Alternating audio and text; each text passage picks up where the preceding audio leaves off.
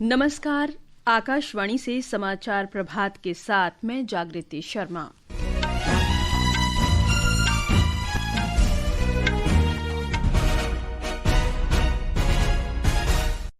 प्रधानमंत्री नरेंद्र मोदी उत्तराखंड स्थापना दिवस के अवसर पर देहरादून में कई विकास परियोजनाओं का लोकार्पण और शिलान्यास करेंगे।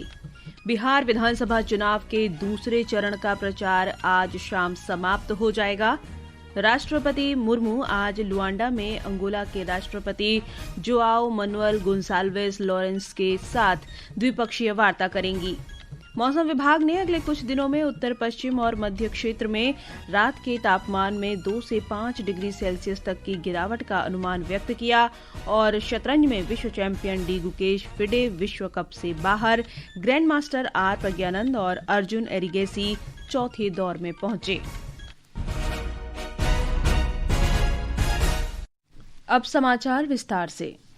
उत्तराखंड आज अपनी स्थापना की रजत जयंती मना रहा है। प्रधानमंत्री नरेंद्र मोदी इस अवसर पर देहरादून के वन अनुसंधान संस्थान में आयोजित राज्य स्तरीय समारोह में 8,000 करोड़ रुपए से अधिक की विकास परियोजनाओं का लोकार्पण और शिलान्यास करेंगे। ब्यौरा हमारी संवाददाता से। समारोह के दौरान प्रधानमंत्री एक स्मारक डाक टिकट भी जारी करेंगे। जिन परियोजनाओं का आज उद्घाटन और शिलान्यास किया जाएगा वे पेयजल, सिंचाई, ऊर्जा, तकनीकी शिक्षा, शहरी विकास, खेल और कौशल विकास जैसे क्षेत्रों से जुड़ी हैं। प्रमुख परियोजनाओं में अमृत योजना के अंतर्गत देहरादून जलापूर्ति कवरेज, पिथौरागढ़ में विद्युत सब स्टेशन, सरकारी भवनों में सौर ऊर्जा संयंत्र और हल्द्वानी स्टेडियम में एस्ट्रोटर्फ हॉकी मैदान शामिल है। प्रधानमंत्री मोदी देहरादून की सौंग बांध पेयजल परियोजना और नैनीताल की जमरानी बहुउद्देशीय बांध योजना का भी शिलान्यास करेंगे। सौंग बांध से देहरादून को प्रतिदिन 150 MLD पेयजल मिलेगा। इसके अतिरिक्त चंपावत में महिला खेल महाविद्यालय, नैनीताल में अत्याधुनिक डेयरी संयंत्र और विभिन्न विद्युत सबस्टेशन परियोजनाओं की भी नींव रखी जाएगी। साक्षी सिंह, आकाशवाणी समाचार, देहरादून। बिहार विधानसभा चुनाव के दूसरे और अंतिम चरण का प्रचार आज शाम समाप्त हो जाएगा। इस चरण में 20 जिलों के 122 विधानसभा क्षेत्रों में 11 नवंबर को वोट डाले जाएंगे। हमारे संवाददाता ने बताया है कि प्रचार के अंतिम दिन एनडीए और महागठबंधन दोनों के वरिष्ठ नेता कई रैलियों को संबोधित करेंगे। भाजपा के वरिष्ठ नेता और केंद्रीय गृह मंत्री अमित शाह आज सासाराम और अरवल में जनसभाओं को संबोधित करेंगे। भाजपा के ही वरिष्ठ नेता और रक्षा मंत्री राजनाथ सिंह औरंगाबाद तथा कैमूर में 2 जनसभाओं को संबोधित करेंगे। जनता दल यूनाइटेड के अध्यक्ष और मुख्यमंत्री नीतीश कुमार औरंगाबाद, गया तथा कैमूर में चुनावी रैलियों को संबोधित करेंगे। वहीं उत्तर प्रदेश के मुख्यमंत्री और भाजपा के वरिष्ठ नेता योगी आदित्यनाथ अररिया, सुपौल और मधुबनी जिले में विभिन्न जनसभाओं में भाग लेंगे। महागठबंधन की ओर से कांग्रेस के वरिष्ठ नेता राहुल गांधी पूर्णिया और किशनगंज में जनसभाओं को संबोधित करेंगे। वहीं राष्ट्रीय जनता दल के नेता तेजस्वी प्रसाद यादव रोहतास, औरंगाबाद तथा भभुआ में 11 जनसभाओं को संबोधित करेंगे। जन सुराज पार्टी के संस्थापक प्रशांत किशोर सहित बहुजन समाज पार्टी, AIMIM और अन्य दलों के स्टार प्रचारक भी आज अंतिम दिन धुआंधार चुनावी रैलियों, जनसभाओं और रोड शो में भाग लेंगे। धर्मेंद्र कुमार राय, आकाशवाणी समाचार, पटना। संसदीय कार्य मंत्री किरेन रिजिजू ने कहा है कि राष्ट्रपति द्रौपदी मुर्मू ने 1 दिसंबर से 19 दिसंबर तक संसद का शीतकालीन सत्र बुलाने के सरकार के प्रस्ताव को मंजूरी दे दी है।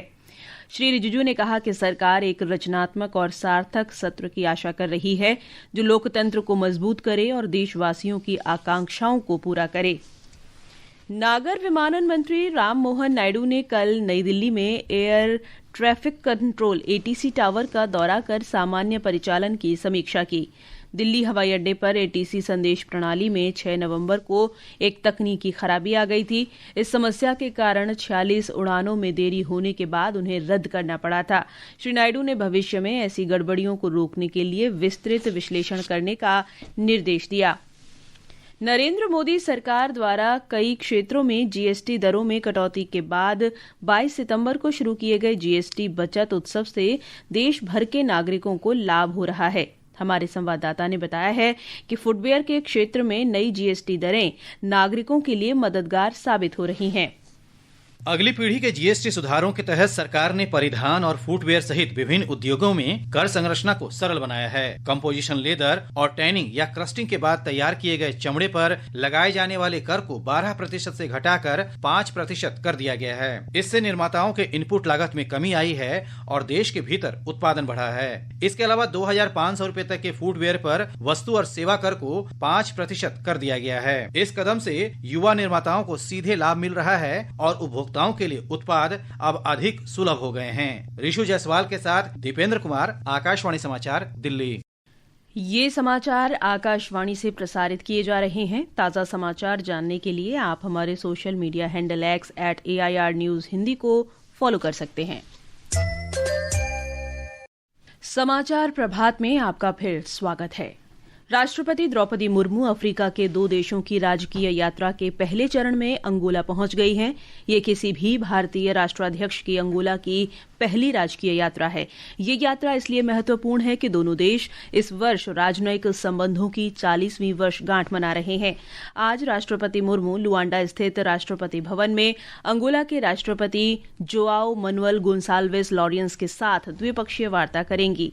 इसके बाद दोनों देश आपसी हित के मुद्दों से जुड़े समझौता ज्ञापनों पर हस्ताक्षर कर सकते हैं।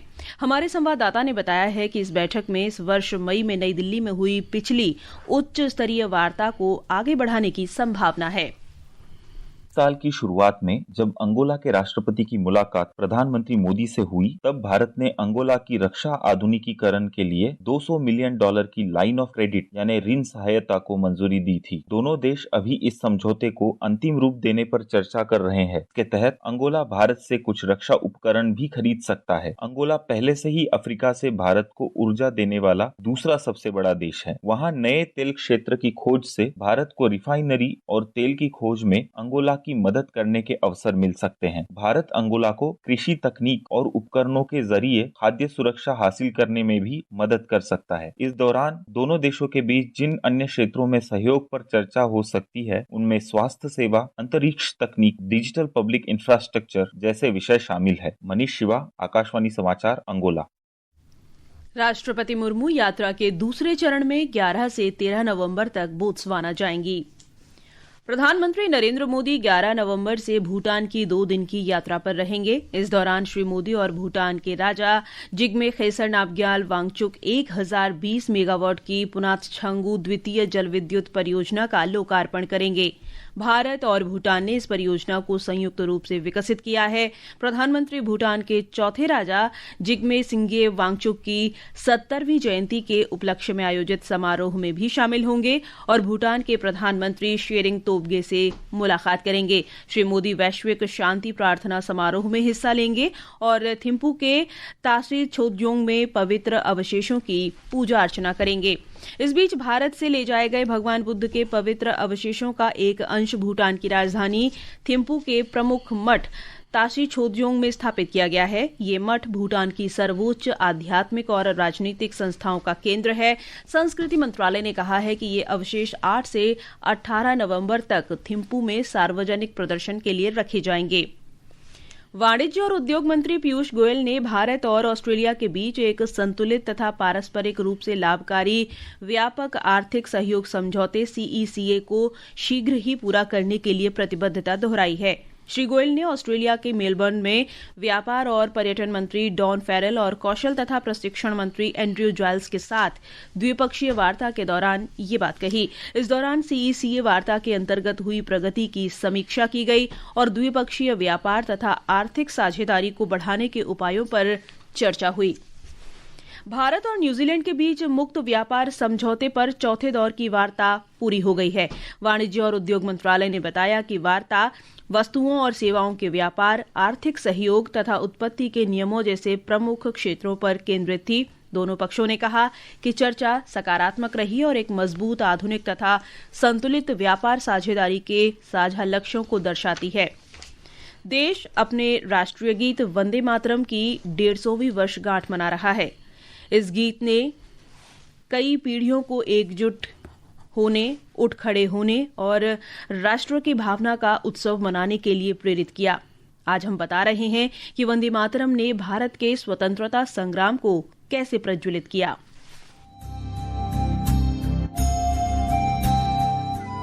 वंदे मातरम गीत की शक्ति और जोश 1905 में जीवंत हुआ। इस दौरान ब्रिटिश राज बंगाल को विभाजित करने का प्रयास कर रहा था। स्वदेशी आंदोलन भी शुरू हो गया था। इसमें वंदे मातरम सबसे प्रमुख और एकीकृत नारे के रूप में उभरा। ये सड़कों, स्कूलों और स्वतंत्रता सेनानियों के दिलों में गूंज रहा था। वंदे मातरम केवल एक नारा नहीं बल्कि एक ऐसा मंत्र था जिसने प्रदर्शनकारियों को एकजुट किया और भारत के स्वतंत्रता संग्राम की धड़कन बन गया। इसी गीत ने भारत के लोगों में स्वशासन और आत्मनिर्भरता की भावना को प्रज्वलित किया। 1905 में वंदे मातरम की जागृत भावना से प्रेरित होकर भारतीय चित्रकार अवनींद्रनाथ टैगोर ने उस भावना को कैनवास पर अमर कर दिया। उन्होंने भारत माता का प्रतिष्ठित चित्र बनाया जिसमें भारत को एक देवी और भारतीय राष्ट्रवादी आंदोलन के प्रतीक के रूप में दर्शाया गया। अरबिंदो घोष, रविंद्रनाथ टैगोर और लाला लाजपत राय जैसे महान दूरदर्शी विभूतियों ने भारत के लोगों से एकजुट होकर अपनी आवाज उठाने और वंदे मातरम को स्वतंत्रता और आस्था के लिए आह्वान के रूप में इस्तेमाल करने का आग्रह किया। वंदे मातरम गीत केवल एक राजनीतिक कार्य नहीं था बल्कि एक पवित्र आह्वान और एक आध्यात्मिक जुड़ाव था जिसने क्षेत्रों और धर्मों से परे दिलों को जोड़ा और हर भारतीय को एक साझा पहचान और उद्देश्य से जोड़ा। शिवांग और सौम्या की रिपोर्ट के साथ समाचार कक्ष से मैं मुकेश कुमार।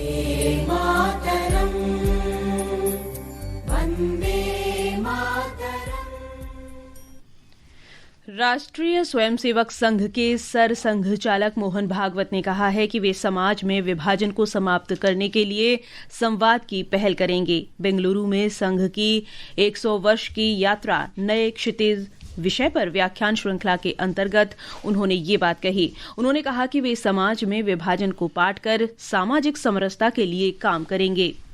मौसम विभाग ने अगले कुछ दिनों में उत्तर पश्चिम और मध्य क्षेत्र में रात के तापमान में 2 से 5 डिग्री सेल्सियस तक की गिरावट का अनुमान व्यक्त किया है।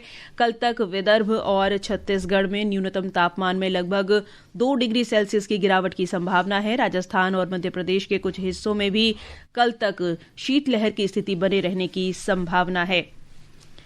विश्व चैंपियन डी गुकेश फिडे शतरंज में विश्व कप से बाहर हो गए हैं। वहीं ग्रैंड मास्टर आर प्रज्ञानंद और अर्जुन एरिगेसी चौथे दौर में पहुंच गए हैं। गुकेश को कल जर्मनी के ग्रैंड मास्टर फ्रेडरिक स्वेन से हार का सामना करना पड़ा। आर प्रज्ञानंद ने होव हानिस्यान रॉबर्ट से बाजी जीतकर चौथे दौर में प्रवेश किया। भारतीय वायुसेना की 93वीं वर्षगांठ के उपलक्ष्य में पूर्वी कमान आज गुवाहाटी में बड़े पैमाने पर पहला एयर शो आयोजित कर रही है। भारतीय वायुसेना गुवाहाटी में ब्रह्मपुत्र नदी के ऊपर लाहित घाट पर 25 से अधिक संरचनाओं में 75 से अधिक विमानों और हेलीकॉप्टरों का प्रदर्शन करेगी। और अब आज के समाचार पत्रों की सुर्खियों के साथ हैं मुकेश कुमार बल। धन्यवाद जागृति। राष्ट्रीय राजधानी में प्रदूषण की समस्या पंजाब केसरी सहित आज प्रकाशित सभी अखबारों की पहली खबर है। पत्र लिखता है, दिल्ली में प्रदूषण का रेड जोन, जहरीली हवा शीर्षक से जनसत्ता की सुर्खी है, दिल्ली देश का सबसे प्रदूषित शहर, लाल निशान के पार। अमर उजाला की खबर है, दिल्ली एनसीआर में हवा फिर जानलेवा, AQI 400 पार। विकसित काशी से विकसित भारत शीर्षक से पंजाब केसरी ने 4 वंदे भारत ट्रेनों की शुरुआत को प्रमुखता दी है। लोक सत्य ने प्रधानमंत्री मोदी का वक्तव्य दिया है, देश में लिखी जा रही विकास की नई गाथा, बकौल वीर अर्जुन, वंदे भारत भारतीयों की, भारतीयों द्वारा भारतीयों के लिए बनाई गई ट्रेन। विधिक सहायता राष्ट्रीय सम्मेलन में प्रधानमंत्री का बयान जनसत्ता ने प्रकाशित किया है। कानून की भाषा स्थानीय और सरल होनी चाहिए।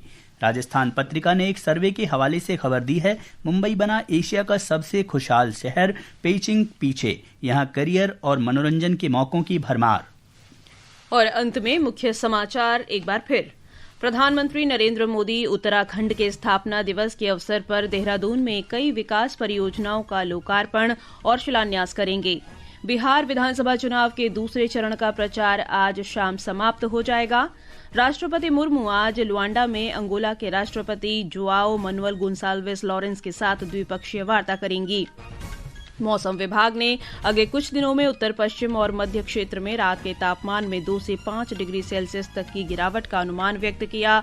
और शतरंज में विश्व चैंपियन डी गुकेश फिडे विश्व कप से बाहर। इसके साथ ही समाचार प्रभात का ये अंक समाप्त हुआ। नमस्कार।